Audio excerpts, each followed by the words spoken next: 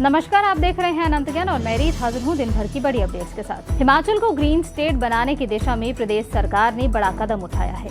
मुख्यमंत्री सुखविंदर सिंह सुक्खू ने हमीरपुर में आज 35 इलेक्ट्रिक बसों को रवाना करते हुए प्रदेश में 1000 नई इलेक्ट्रिक बसें खरीदने की योजना का ऐलान किया। इसके साथ ही HRTC के बेड़े में 200 हाइड्रोजन बसें शामिल करने को भी तैयारी जारी है।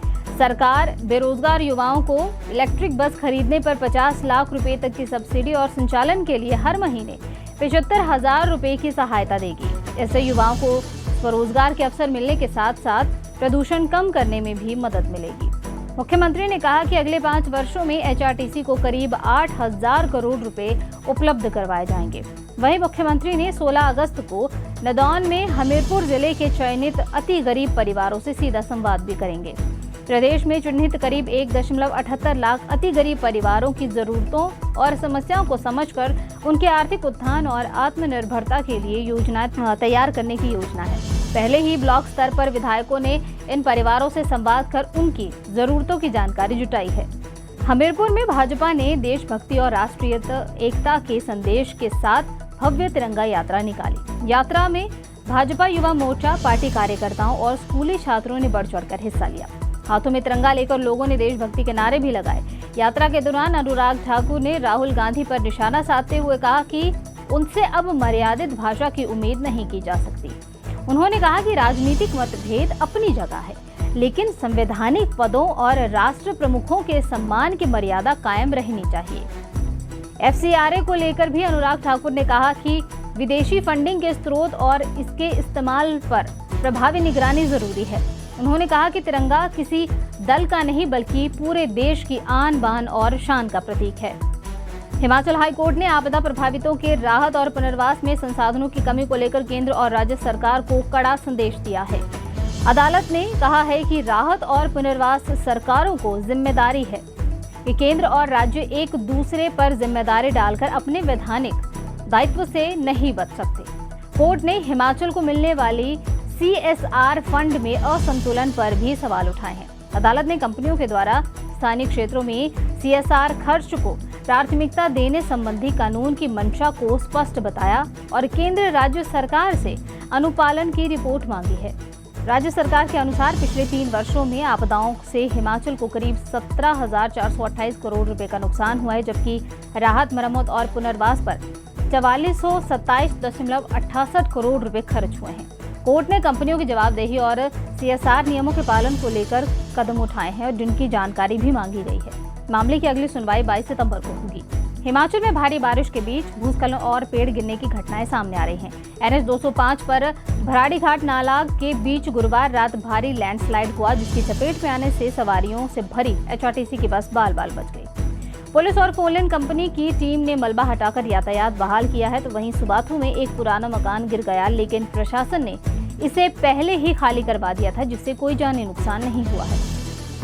उधर कुल्लू के बंजार में भी पहाड़ी से पेड़ गिरने से 33 वर्षीय राकेश कुमार की मौत हो गई है, जबकि उसका भाई घायल हुआ है। पुलिस ने मामला दर्ज कर आगे की जांच शुरू कर दी है। हिमाचल प्रदेश पुलिस विभाग के सभी अधीनस्थ कार्यालयों, थानों, चौकियों, पुलिस लाइनों और विशेष शाखाओं में अब EHRMS के जरिए ऑनलाइन उपस्थिति अनिवार्य कर दी गई है। कागजी हाजिरी रजिस्टर को आधिकारिक तौर पर बंद करने का भी आदेश है। अब कर्मचारियों को हिम उपस्थिति ऐप के माध्यम से हाजिरी लगानी होगी। दूर दराज के क्षेत्रों में परिचालन या फील्ड ड्यूटी करने वाले कर्मचारियों को फिलहाल पुलिस मुख्यालय की ओर से अस्थायी छूट दी गई है। DGP अशोक तिवारी ने सभी यूनिट प्रमुखों को आदेश तत्काल प्रभाव से लागू करने के निर्देश दिए हैं। नई व्यवस्था का उद्देश्य पारदर्शिता बढ़ाना, कर्मचारियों की निगरानी बेहतर करना और सेवा मामलों में देरी खत्म करना है। ऑनलाइन दर्ज अनाधिकृत उपस्थिति या देरी का असर सीधे ई-सैलरी के जरिए मासिक वेतन पर पड़ेगा। वेतन बिल तैयार करते समय EHRMS की उपस्थिति और स्वीकृति अवकाश का मिलान अनिवार्य है। हिमाचल प्रदेश हाईकोर्ट ने जनगणना ड्यूटी पर तैनात सरकारी कर्मचारियों के तबादले को लेकर महत्वपूर्ण अंतरिम आदेश जारी कर दिए हैं। न्यायमूर्ति अजय मोहन गोयल की एकल पीठ ने कांगड़ा के शिक्षक राजेंद्र सिंह के तबादला आदेश पर रोक लगाते हुए पुरानी स्थिति बहाल करने के निर्देश दिए हैं। राजेंद्र सिंह ने याचिका में कहा था कि उन्हें पहले ही जनगणना ड्यूटी सौंपी जा चुकी है। उन्होंने सामान्य प्रशासन विभाग के 31 मार्च 2026 के निर्देशों का हवाला दिया, जिनके अनुसार जनगणना कार्य में लगे कर्मचारियों को 31 मार्च 2027 तक स्थानांतरित नहीं किया जा सकता। प्रारंभिक साक्ष्यों को देखते हुए हाईकोर्ट ने याचिकाकर्ता को अंतरिम राहत दी है और फिलहाल उन्हें उसी स्थान पर कार्यरत रखने के आदेश दिए गए हैं जहां वे तबादले पर पहले तैनात थे। हिमाचल प्रदेश के सबसे बड़े अस्पताल आईजीएमसी में कैंसर मरीजों को कीमोथेरेपी के दौरान आर्थिक परेशानी का सामना करना पड़ रहा है। अस्पताल में कुछ जरूरी दवाओं की उपलब्धता खत्म होने के कारण मरीजों को इन्हें बाजार से खरीदना पड़ रहा है। कई मरीजों को करीब 6,000 रुपए तक की दवाएं बाहर से खरीदनी पड़ रही हैं। मरीजों के अनुसार हिमकेयर और आयुष्मान जैसी स्वास्थ्य योजनाओं के तहत उपचार की सुविधा मिलने के बावजूद कुछ महंगी दवाएं उन्हें अपनी जेब से ही खरीदनी पड़ रही हैं। कीमोथेरेपी कई चरणों में होने के कारण हर बार अतिरिक्त खर्च परिवारों पर आर्थिक बोझ बढ़ा रही है। मरीजों के स्वजनों का कहना है कि अस्पताल से कुछ ही दवाएं मिल रही हैं, जबकि महंगी दवाएं बाहर से खरीदनी पड़ रही हैं। हिमालय की बेहद कठिन भौगोलिक परिस्थितियों के बीच लाहौल स्पीति के शिंकुला दर्रे में एक ऐसी सुरंग तैयार होने जा रही है जो ऊंचाई के मामले में दुनिया की सबसे महत्वपूर्ण डबल ट्रैफिक टनल में शामिल होगी। समुद्र तल से करीब 15,400 फीट की ऊंचाई पर बन रही ये 4.1 किलोमीटर लंबी होगी। करीब 1,600 करोड़ रुपए की लागत से बनने वाली ये सुरंग शिंकुला ग्लेशियर से लगभग 500 मीटर दूर है। कम ऑक्सीजन, अत्यधिक ठंड और दुर्गम भूभाग के कारण निर्माण कार्य चुनौतीपूर्ण है। सुरंग का सामरिक महत्व भी काफी अत्यधिक है।